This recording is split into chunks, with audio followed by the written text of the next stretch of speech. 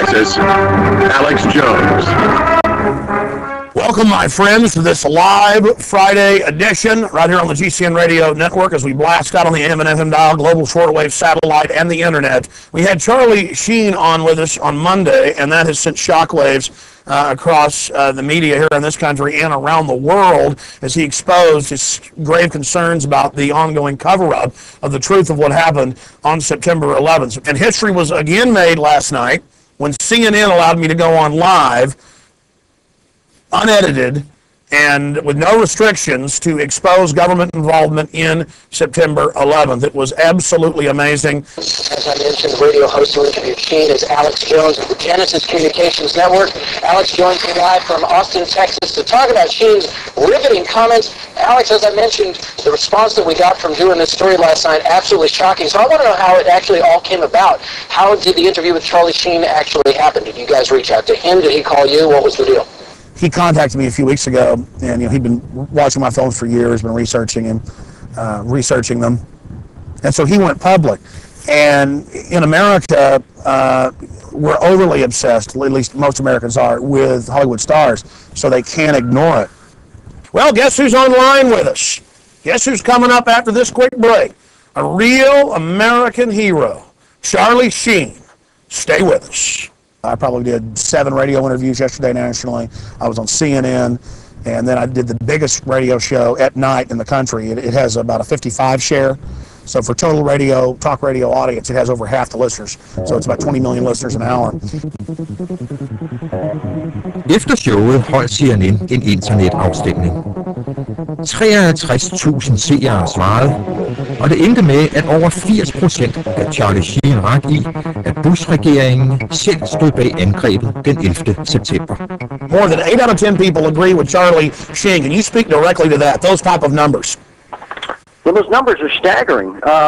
But again, I'm not entirely surprised because I didn't blindly go on your show on Monday. I did my research. I was looking at those numbers that you referenced earlier, and so I felt like, if I was going to have the guts to come out about this, that there would be some support. There'd be a strong measure of support, and I think it speaks volumes to the reality that people want the truth.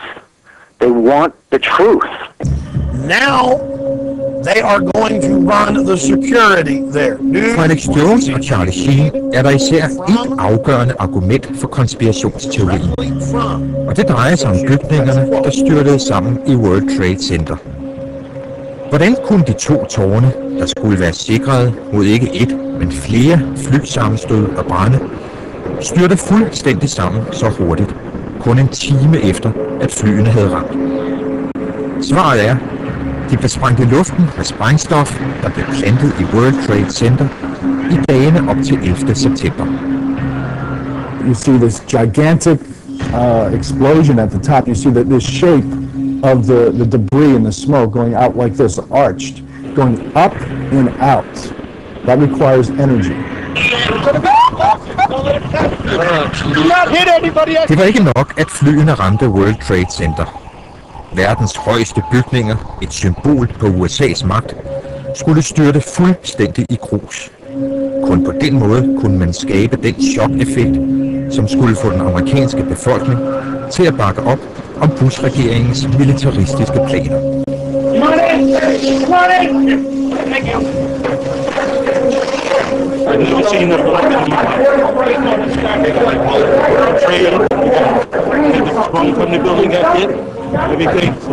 You can imagine if it was true. I mean, just put yourself in that mindset. The United States government stages this event, kills 3,000 people of its own people, knocks down these buildings in the middle of, like, 2 blocks from Wall Street, the beating heart of the capitalist world, and uses this event as a possibility, as an attempt to take over Iraq and corner the oil market. It's such a great idea. I mean, it's so brilliant. It's like, I mean, if they would have thought of it, they might have pulled it off, But that's one thing that always worries me about conspiracy theories is they always ascribe too much, technical acumen and brilliance to the government. In other words, that they can do anything and put it over on people. When in fact the matter is, anybody who studies history realizes that most governments are really pretty much incompetent to begin with, and they can't pull this kind of stuff off. Men konspirationsfolkene har et stort arsenal af argumenter til støtte for deres påstande. Experts who know demolition are also military people, and they knew right away. There's a professor of engineering from a university in New Mexico. He came out right away afterwards and said those collapses met the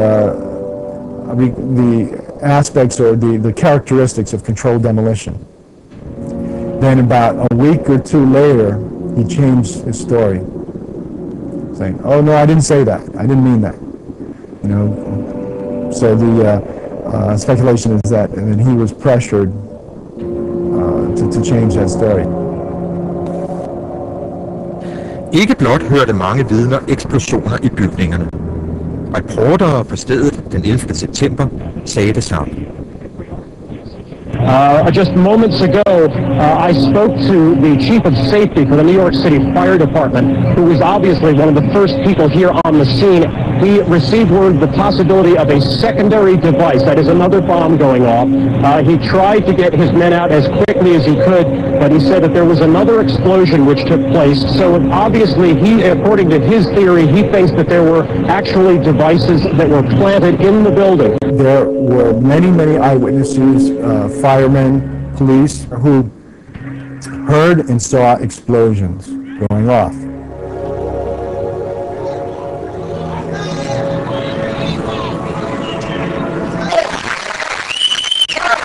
Her er vi til foredrag på et universitet i Utah med en af de kendteste fortalere for konspirationsteorien, nemlig Stephen Jones, som er professor i fysik. Now the designers of this building, actually both towers, said that they were designed to withstand being hit by multiple 707, this Boeing 707 collisions. Hvor Kennedy-mordet handlede om skudvinkler og obduktionsrapporter, handler debatten om 9/11 ofte om bygningskonstruktionen. Efter Kennedy-mordet var der læger, der stillede spørgsmål ved de retsmedicinske rapporter. Nu efter 9/11 er der fysikere, der argumenterer for, at World Trade Center blev sprængt i luften med sprængstof. It would only take about 4,000 pounds. That sounds like a lot, 2 tons, but 10 trips by 10 men, 40 pounds each, and you've got the explosives that you need. Kun sprængstoffer kunne have ødelagt bygningernes bærende stålkonstruktioner, siger Jones. Stål har nemlig et meget højt smeltepunkt. Men branden i World Trade Center var ikke særlig varm. Det fremgår blandt andet af, at folk overlevede i bygningen lige indtil sammenstyrtningen. If you look, this is where the plane went in. I believe it's the North Tower. And in this little red box, if you can see it, there is a woman standing there, a brave woman who came to the edge. This is Rachel. Her last name is known. There was enough detail. She did not survive the collapse, but she did testify. It's not that hot, folks. I'm holding on here. It's not like a red hot oven.